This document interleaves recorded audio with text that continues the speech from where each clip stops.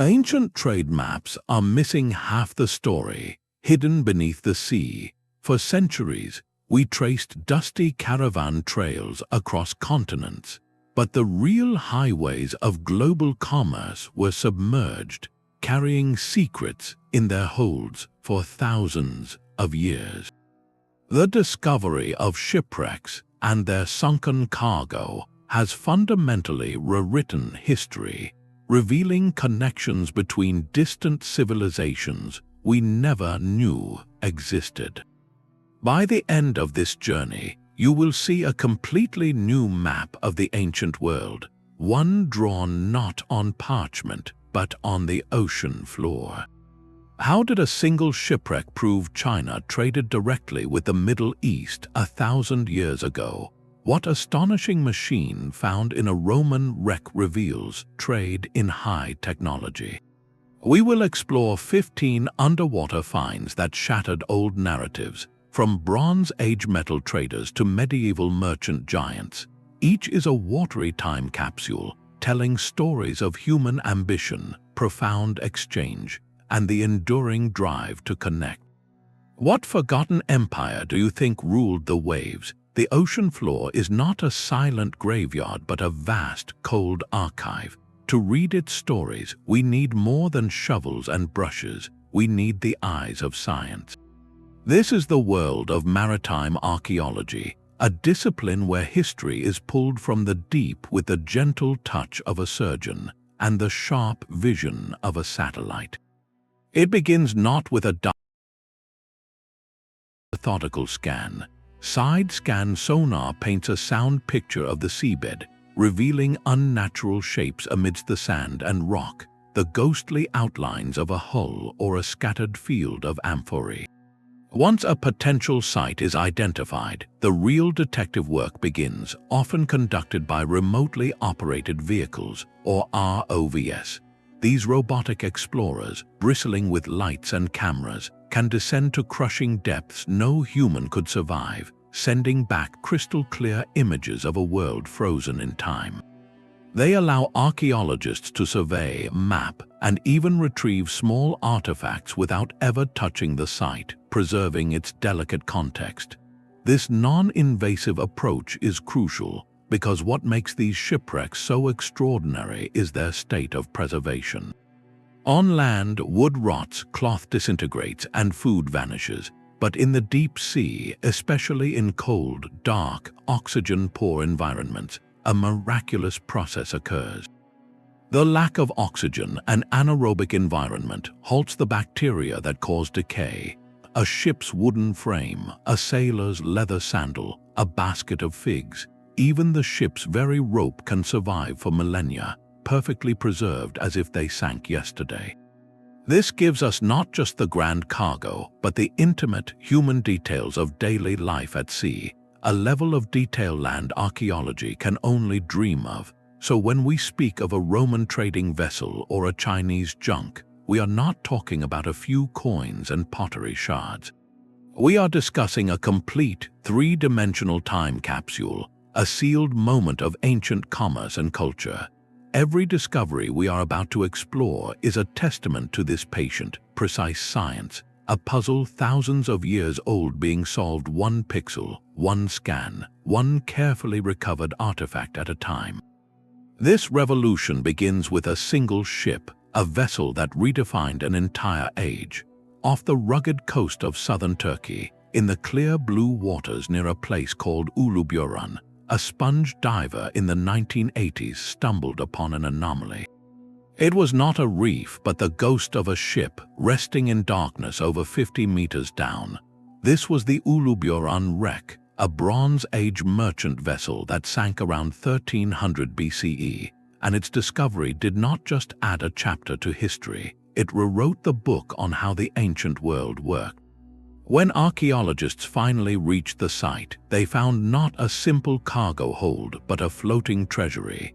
The seabed was littered with hundreds of raw copper ingots, shaped like ox hides, and rare tin ingots, the two essential metals needed to create bronze. But the story did not stop there. Among the cargo were logs of precious ebony wood from tropical Africa, raw glass ingots in vibrant cobalt blue from Mesopotamia, and beads of amber that originated over 2,000 miles away in the Baltic Sea. Here on one ship was a material map of the known world. This was not casual trade, it was a systematic, large-scale supply chain in action. The sheer value and diversity of the goods point to a network of astonishing complexity, linking the palaces of Mycenaean Greece and the pharaohs of Egypt with the craftsmen of Canaan and the forests of a continent they may have only known through stories. This vessel was likely more than a mere merchantman. It may have been a state-sponsored mission, a diplomatic gift exchange between royal courts where trade, politics, and prestige were inseparable. The Uluburun ship forces us to redraw the map of the late Bronze Age, not as a collection of isolated kingdoms, but as an interconnected, globalized economy that moved by sea. It shows us that the desire to connect, to acquire, and to exchange is not a modern invention, but a human impulse as old as civilization itself, one that first truly flourished on the open water. Yet the Uluburun wreck, for all its splendor, was a vessel of kings and palaces. 1,000 years later, a different kind of ship would sail, one that carried not just royal treasures, but the very essence of a new global marketplace. In the warm, shallow waters of the Java Sea, near an island called Belitung, fishermen in the late 1990s found more than fish. Their nets snagged on a mound of pottery, a submerged mountain of ceramic that had rested undisturbed for over a millennium. This was the Belitung Shipwreck, an Arab trading dhow that sank around the year 830 CE, and its cargo would shatter another long-held belief. For centuries, historians pictured the Silk Road as a winding, dusty network of caravan trails across Central Asia. The Belitung ship proved that by the 9th century, a far more efficient highway existed, one that carried not just silk, but the weight of entire economies directly across the open ocean. When archaeologists carefully excavated the site, the scale was almost beyond comprehension. The ship's hold contained a staggering 60,000 individual ceramic pieces. The majority were mass-produced bowls and ewers from the Changsha kilns of inland China, decorated with charming, swift brushstrokes of birds and flowers. They were not delicate imperial porcelain, but sturdy, functional ware made for an eager foreign market. Alongside this ceramic river were exquisite gold and silver vessels, some bearing motifs that art historians instantly recognized as distinctly Middle Eastern. Here was the proof locked in a saltwater vault. An Arab ship, built with techniques from the Western Indian Ocean, had sailed all the way to China, loaded up with a city's worth of goods, and was on its return voyage to the ports of the Abbasid Caliphate when it met its fate. This single ship forces us to redraw the map of early medieval trade. It reveals a direct maritime Silk Road, a daring blue water route that connected the artistic workshops of Tang Dynasty China with the bustling markets of Baghdad and beyond. This was not trade by accident or through a long chain of middlemen. This was a scheduled, organized, and massive commercial operation. The sheer volume of identical Changsha ware speaks to an industrial level of production specifically for export, a true globalization of taste and commerce. It tells us that by the 9th century, merchants were confidently bypassing the political turmoil and high tariffs of the overland routes, choosing instead to trust the monsoons and their ship's hull. The world, it turns out, was far more connected and far more commercially savvy than we ever gave it credit for. The Belitung wreck is not a story of kings, but of merchants, sailors, and potters, a story written not in gold, but in 60,000 pieces of humble, beautiful clay. But what about the very beginning, the first tentative voyages that set this entire system in motion? To find those origins, we must travel even further back in time, to a period so ancient it predates even the pyramids of Egypt. In the clear, shallow waters off the small Greek island of Dokos, the seafloor holds a secret that is almost unimaginably old.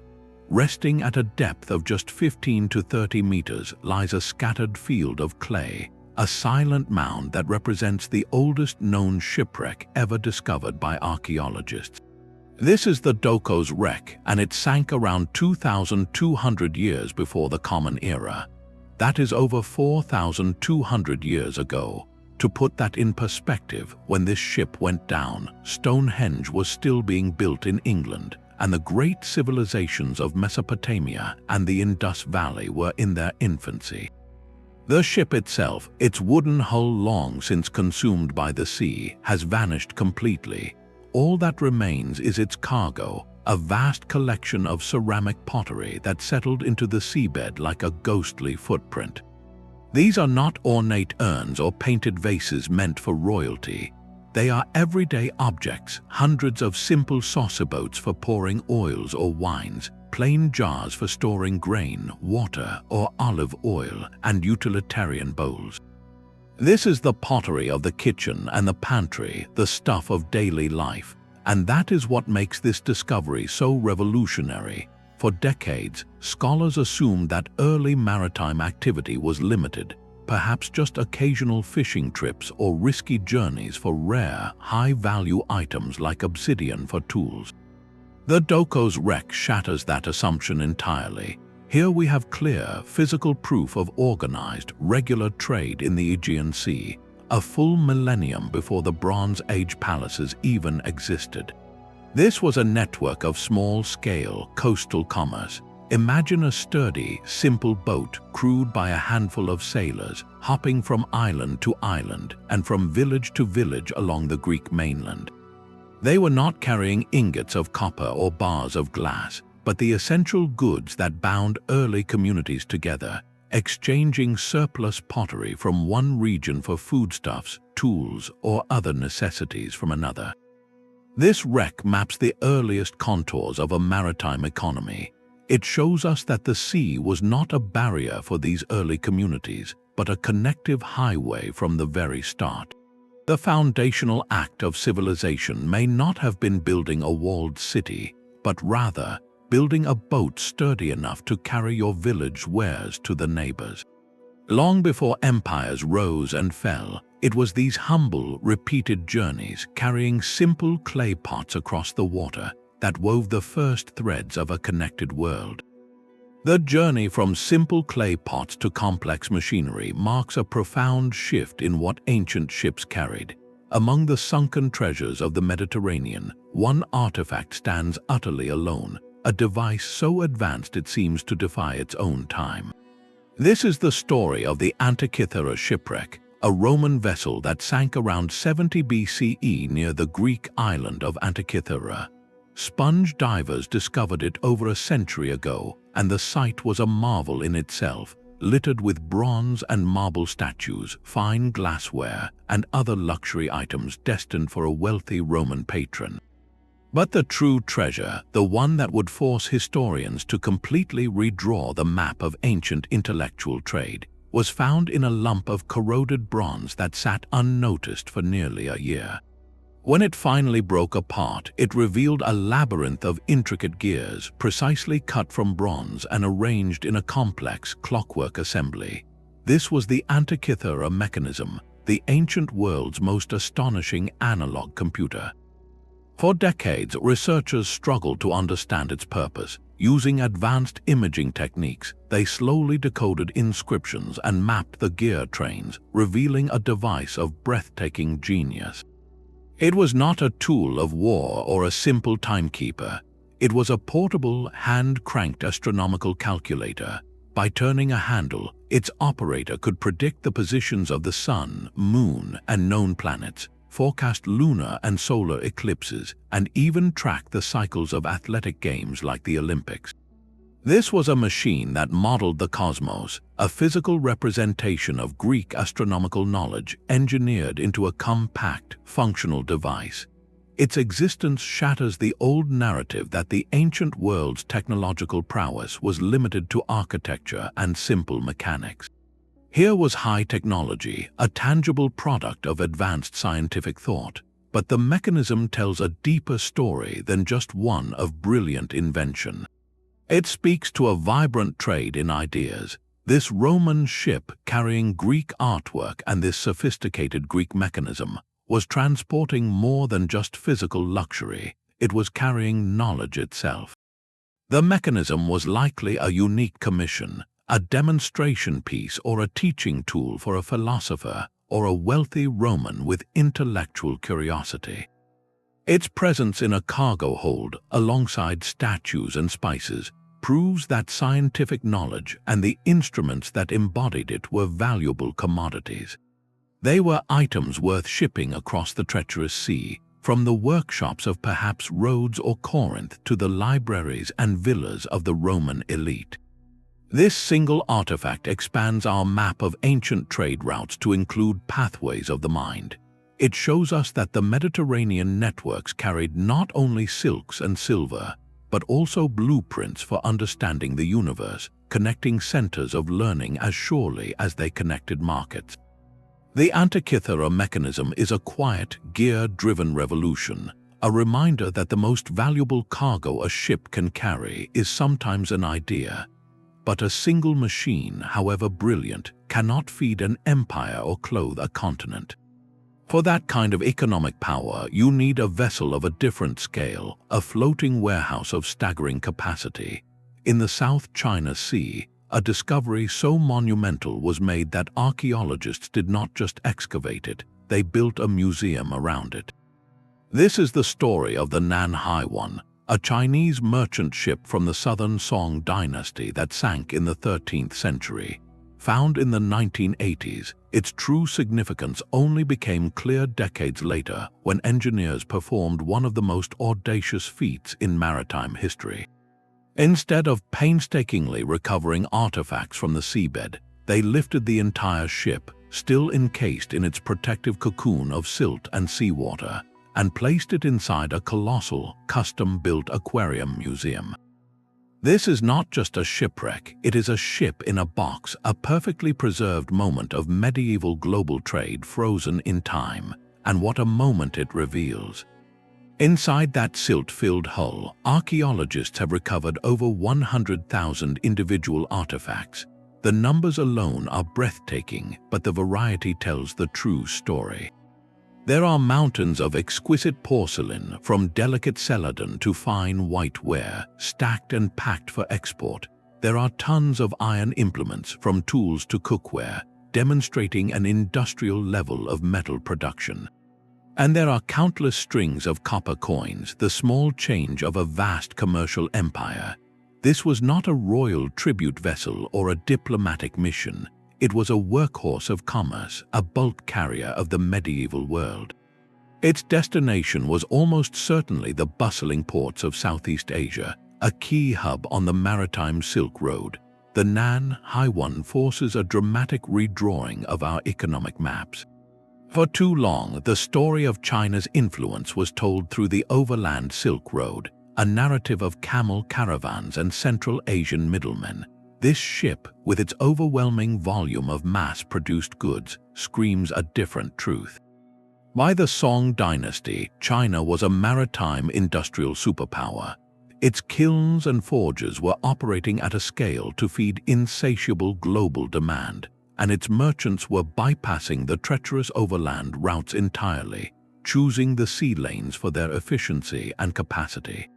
This vessel is a ledger written in clay and iron, proving that the real economic engine of medieval Asia was not the slow trek across deserts, but the fleet of ships like the Nanhai One, sailing south with holds full of a civilization's output.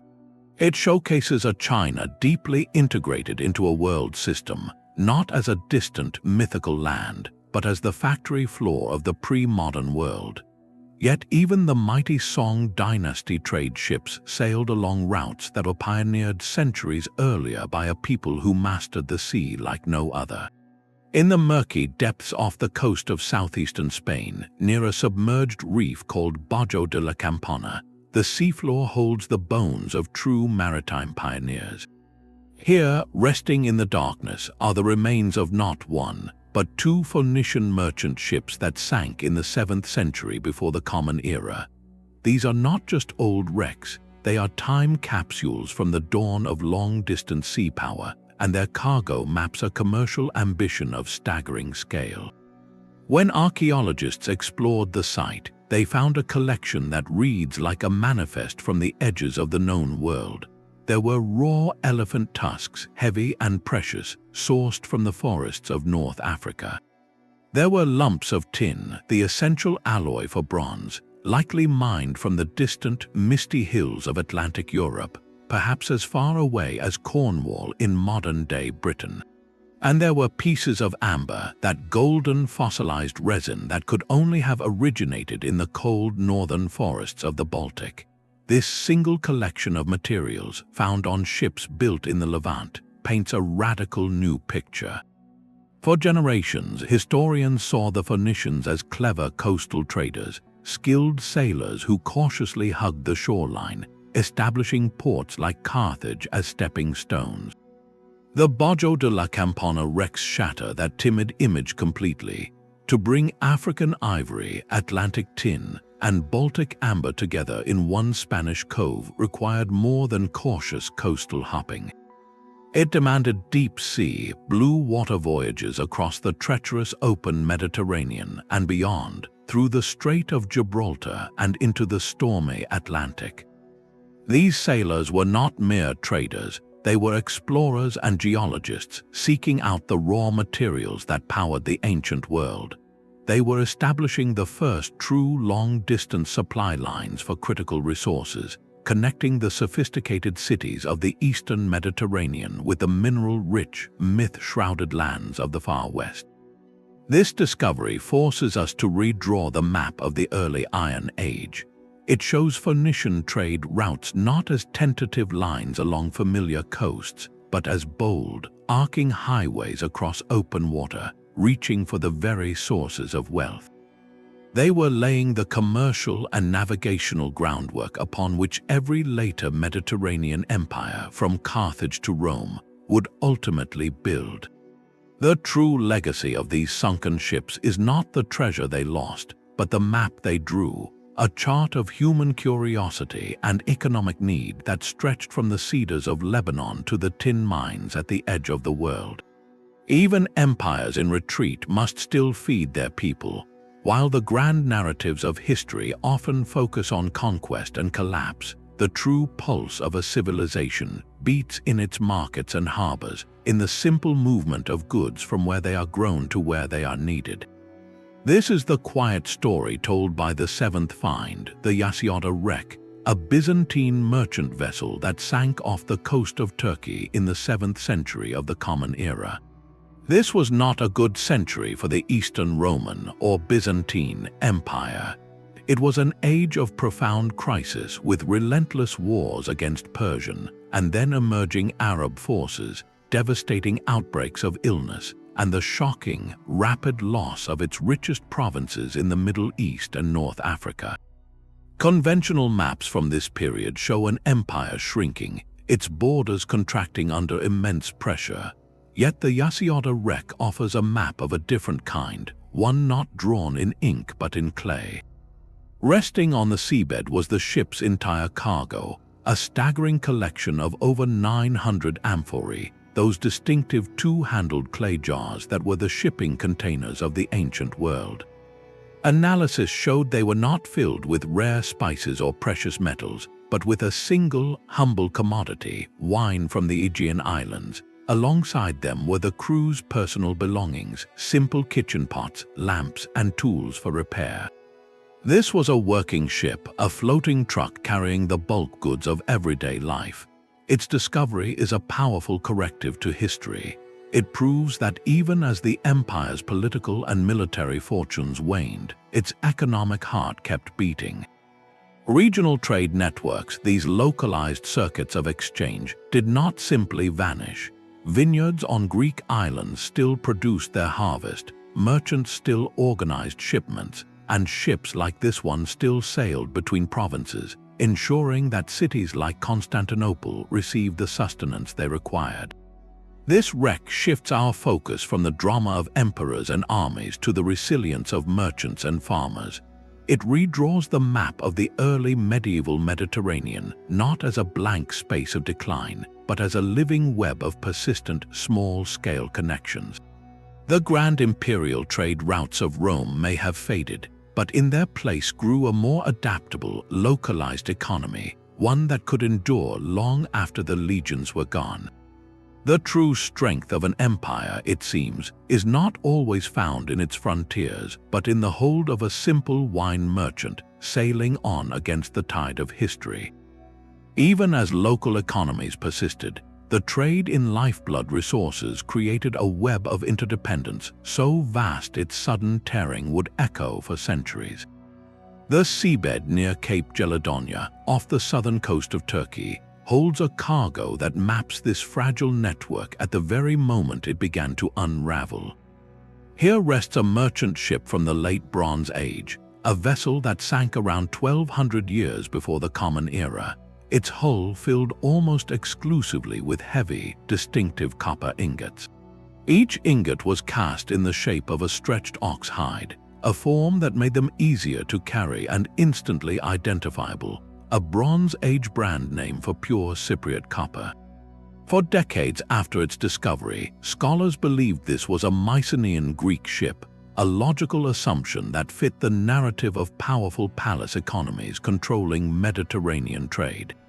But science, in the form of meticulous analysis of the ship's construction and the personal tools left behind by its crew, told a different story. The stone anchors, the types of pottery, even the humble weights used for a balance scale, all pointed not to a Greek origin, but to the Levant, to the coastal cultures of the Near East. This was a crucial revelation. It proved that the vital trade in raw copper, the very metal that gave the age its name, was not a monopoly controlled by any single empire or palace. Instead, it was an open market, a multi-actor network where Cypriot mines supplied metal to merchants from various kingdoms and city-states, who then sailed it to ports across the eastern Mediterranean. This one ship redraws our map of the metal trade from a series of royal monopolies into a vibrant, competitive, and interconnected marketplace. Cyprus emerges not as a passive colony, but as the indispensable central hub, the Saudi Arabia of the Bronze Age, whose resource fueled the tools, weapons, and prestige goods of multiple civilizations. The cargo of the Gelidonya ship is a snapshot of profound economic interdependence. Mycenaean Greece, the Hittite Empire, the city-states of Canaan, and the rising power of Egypt all relied on this constant sea-borne flow of Cypriot copper and tin from even farther afield. And that is what makes the timing of this wreck so haunting. It sank right at the precipice of the late Bronze Age collapse, that mysterious period when palaces burned, empires crumbled, and literacy itself vanished across the region.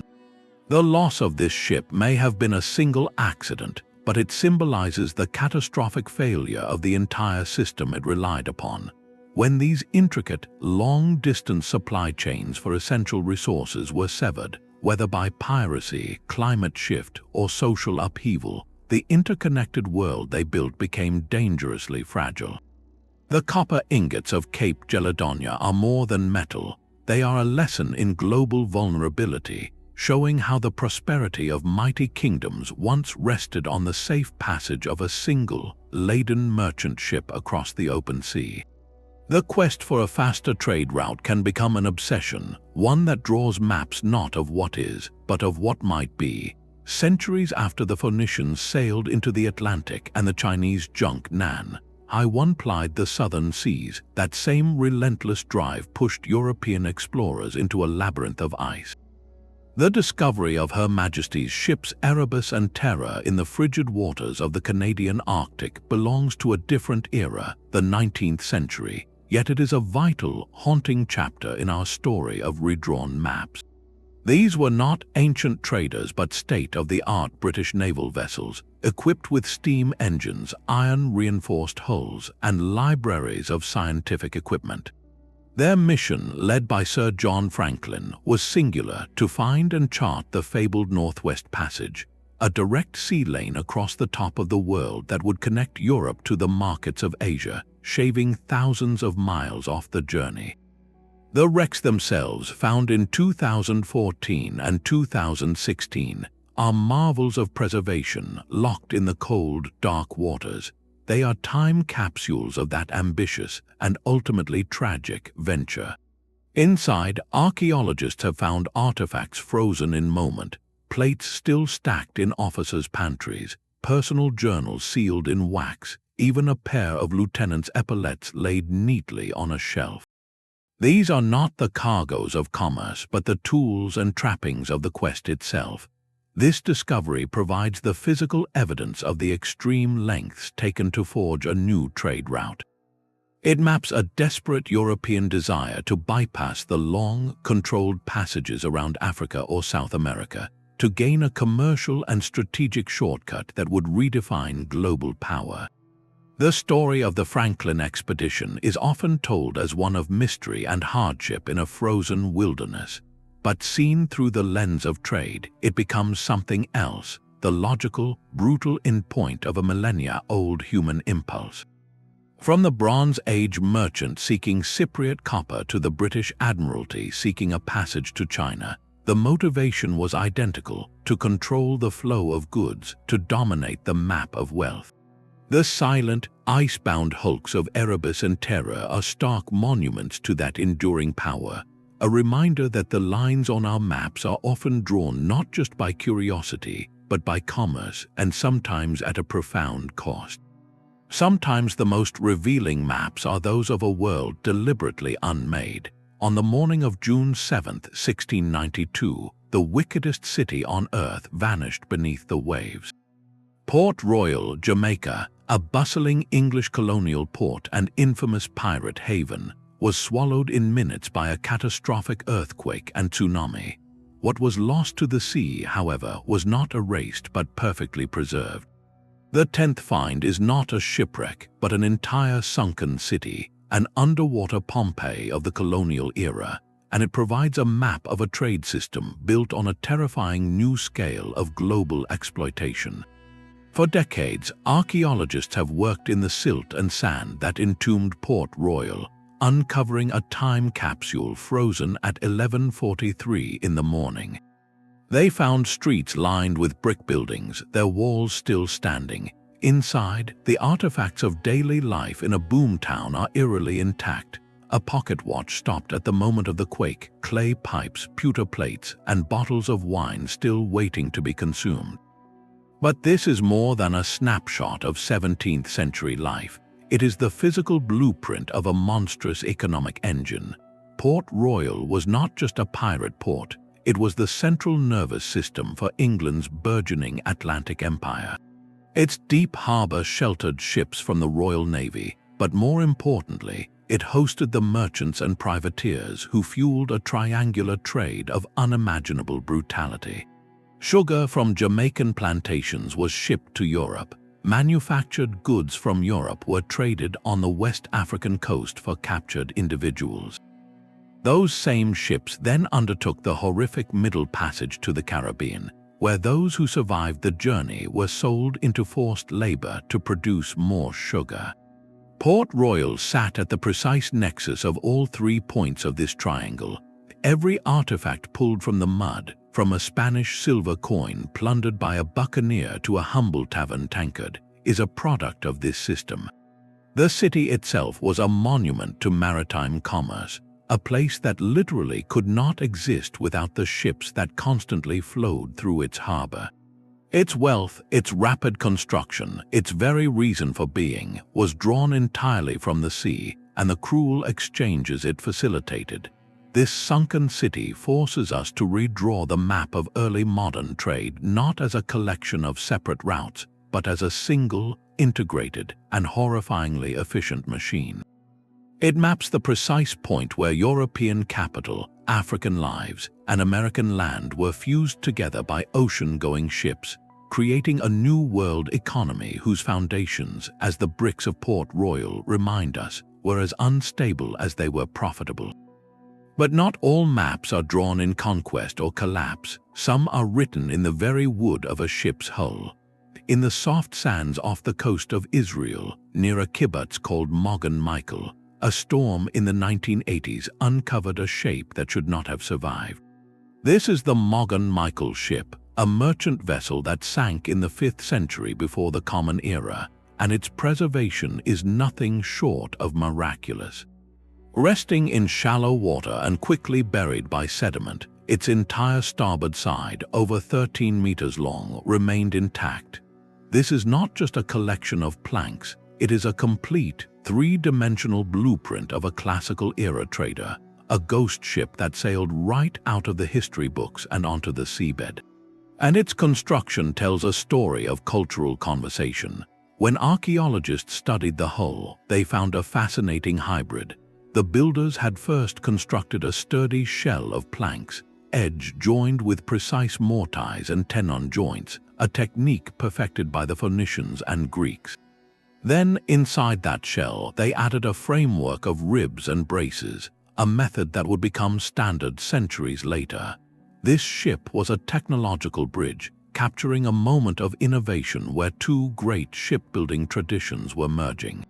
It redraws the technical map of naval history, showing that progress was not a straight line from one method to another, but a practical blend of ideas, likely developed by carpenters who knew the strengths of both approaches. But a ship is built to carry, and the Magen Michael's cargo completes the picture. Its hold was filled with amphorae from Cyprus and the Aegean, still bearing the residue of wine, alongside everyday items like wooden combs, fishing hooks, and even a carpenter's adze left behind by the crew. This was not a vessel on a daring trans-Mediterranean voyage, but a workhorse of the Levantine coast, engaged in the vital, repetitive trade that connected the ports under Persian rule. It maps a world of continuity. In an era often overshadowed by the drama of the Greco-Persian Wars, this ship quietly proves that daily life and commerce went on uninterrupted. The coastal highways first sailed by Phoenician merchants centuries earlier were still bustling with activity, carrying wine, oil, and ideas between Cyprus, the Levant, and Egypt.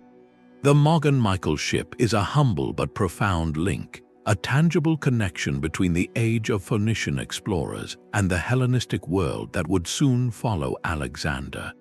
It reminds us that while empires rise and clash, the rhythm of the coastal trader, loading and unloading its simple cargo, is the steady heartbeat of history.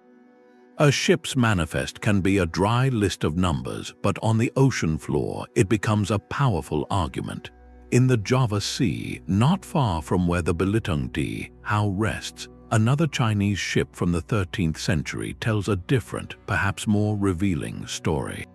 This wreck, simply known as the Java Sea Wreck, carried a cargo that was less about art and more about muscle. While it held its share of fine ceramics, the overwhelming weight in its hold came from something far more utilitarian: tons of raw iron in the form of bars and ingots, alongside countless finished iron tools and implements. This is a crucial distinction. The Belitung ship showed us a trade in consumer goods, beautiful bowls for the tables of the wealthy. The Java Sea Wreck reveals a trade in the very bones of industry. This staggering volume of iron forces a dramatic revision of our medieval trade maps for Southeast Asia. For a long time, the narrative focused on a one-way flow of Chinese luxury items, silks and porcelains, southward in exchange for local spices, aromatics, and exotic woods. This shipwreck proves the relationship was far more complex and symbiotic.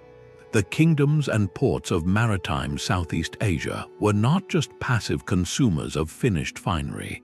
They were active economies hungry for raw material and the tools of development. They were importing the means of production. Chinese iron, smelted and cast into standardized bars, could be shipped south and then reforged by local blacksmiths into plows for agriculture, nails for shipbuilding, or blades for everyday use. This transforms China's role in the regional map from a distant cultural influencer to an essential supplier of industrial feedstock. It suggests that the growth of powerful coastal states in Sumatra, Java, and elsewhere was partly fueled by this steady, sea-borne supply of critical material. The economic relationship shifts in our understanding from a simple exchange of treasures to a deeper partnership, where Chinese industrial output enabled and accelerated local development across the archipelago. The Java Sea Wreck, therefore, does not just map a trade route. It maps a network of mutual need where practical iron bars were as vital to connection as any delicate porcelain vase. The weight of a grinding stone is the weight of a working world. Far from the grand statues of Antikythera or the glittering gold of Belitung, a much simpler cargo rests in the shallow, sunlit waters off the southern coast of Sri Lanka. Here lies the Gelidonya wreck, a humble merchant vessel that met its fate in the 2nd century before the Common Era. Its hold was filled not with luxuries, but with the sturdy, essential tools of daily life, hundreds of heavy grinding stones and stacks of utilitarian pottery, all likely sourced from the coasts of India. This modest assemblage, however, carries a significance that far outweighs its simple nature. This ship is now recognized as the oldest known shipwreck ever discovered in the entire Indian Ocean, and its location is a master key to understanding an ancient map. It sank just offshore from the historic port of Gelidonya, a place mentioned in ancient texts as a thriving harbor and a customs station. That precise location is the revelation. Sri Lanka was not a remote island on the edge of the known world. It was the indispensable central hub, the great switchboard of early Indian Ocean trade. Sitting at the crossroads of the monsoonal wind patterns, it was the one place where ships from the west, like those from the Roman world, and ships from the east, from India and beyond, could reliably meet, exchange cargo, and wait for the seasonal winds to shift. The Gelidonya ship, laden with Indian goods, was likely making a routine stop at this very hub when it was lost. This single wreck pushes our timeline for organized, long-distance maritime trade back by centuries. It proves that systematic voyages across the open Indian Ocean were not a later innovation of the Roman Empire or the early medieval period, but a well-established practice long before the birth of Christ. The map of the ancient world suddenly expands, showing deep blue highways connecting the Mediterranean, the Arabian Peninsula, India, and the ports of Southeast Asia in a continuous, pulsating network. Ideas, religions, and artistic styles flowed along these same routes as surely as grinding stones and pottery. This discovery quietly rewrites the prologue to global trade, placing a simple Sri Lankan harbor at the very center of a world already in conversation, long before the Silk Road caravans reached their celebrated peak. Yet the ships that carried the cargo could not sail safely without the warships that ruled the waves. To understand the true map of ancient trade, we must also map the navies that fought to control it. In the shallow, sun-dappled waters off the coast of Sicily, near the city of Marsala, archaeologists uncovered a vessel of a very different purpose. This is the Marsala Punic ship, a sleek warship from the 3rd century before the Common Era, built not for Carthaginian merchants but for its formidable navy. Its discovery was a revelation not for a cargo of amphorae or ingots, but for the ship itself. For the first time, researchers held in their hands the actual, physical blueprint of a Punic warship, a vessel whose design had been described by ancient historians but never before seen. Its construction was a masterclass in martial engineering. The hull was built shell first, with planks expertly joined edge to edge by mortise and tenon joints, creating a light, fast, and incredibly strong frame. But the true insight came from the smaller finds, the everyday items left behind by its crew. There were stacks of pottery for meals, the bones of butchered animals for food, and even personal items like a small wooden doll. These humble objects are the key to a larger story. They reveal the intricate logistical network required to keep a warship at sea, feeding a crew of rowers and soldiers, providing fresh water, and maintaining the vessel required a constant, reliable flow of supplies from friendly ports. This warship was not an isolated weapon. It was the sharp tip of a vast and sophisticated system. Its very existence depended on the same trade routes it was built to patrol and protect. This connection redraws our map of ancient power in the Western Mediterranean. We can no longer see trade routes as peaceful, open highways. The Marsala ship shows they were fiercely contested lanes controlled by naval might. The ability of Carthage to project power across the sea, to protect its merchant convoys from rivals and pirates, was what secured its wealth. The design of this ship, built for speed and maneuverability, tells us that dominance of these sea lanes was a constant, active struggle. To understand where the copper, wine, and grain flowed, we must also understand where the warship sailed. The silent hulk of the Marsala wreck maps the military dimension of commerce, a stark reminder that the freedom of the merchant ship was always guaranteed by the strength of the warship. The final wreck brings us to the heart of a machine, a floating engine of state power. In the quiet, silty waters of the Venetian lagoon near the island of Malamocco lies the skeleton of a medieval galea, a merchant galley from the 14th or 15th century. This is not the ghost of a lone adventurer or a private trader. This ship was a cog in the most sophisticated commercial machine the medieval world had ever seen, the Maritime Empire of Venice.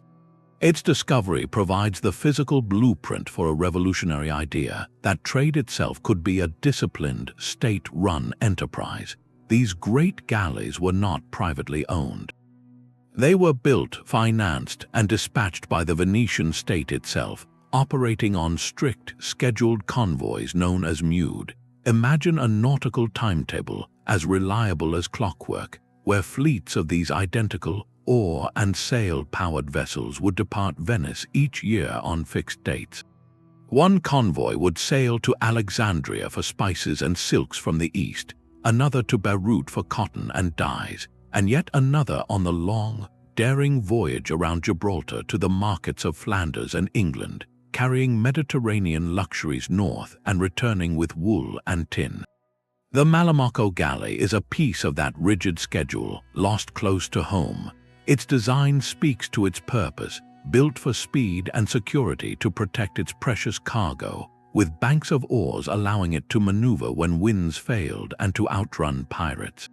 Its hold was meant for the highest value goods: pepper, cinnamon, bolts of silk, and exquisite Venetian glass, the kind of compact luxury that could generate staggering profits in London or Bruges. This single wreck redraws the map of late medieval Europe not as a patchwork of local markets, but as a continent connected by official, protected maritime highways. Venice did not just trade, it managed trade, creating a monopolistic system that funneled the wealth of Asia and the Mediterranean directly into its treasury. The disciplined routes of the Mude were the supply lines of the Renaissance, financing the art and architecture that still dazzles us today. They show us that the true power of the sea was not just in sailing it, but in controlling its schedule, its prices, and its pathways with the unwavering hand of a republic that understood, better than any other, that commerce was the ultimate form of conquest. From the disciplined state galleys of Venice to the humble coastal trader of Moggan Michael, a single truth emerges from the deep: the ocean floor is the greatest archive of human connection we have ever known. These 15 underwater discoveries, scattered across millennia and continents, are not isolated curiosities. They are individual data points on a vast, interconnected chart, a map of our shared past that we are only now learning to read. The copper ingots of Uluburun, the 60,000 bowls of Belitung, the cosmic calculator of Antikythera. Each one forces a line on our historical atlas to be erased and redrawn in a more brilliant, more connected hue. They collectively prove a profound reality. Our ancestors were not isolated in their river valleys or behind their mountain ranges.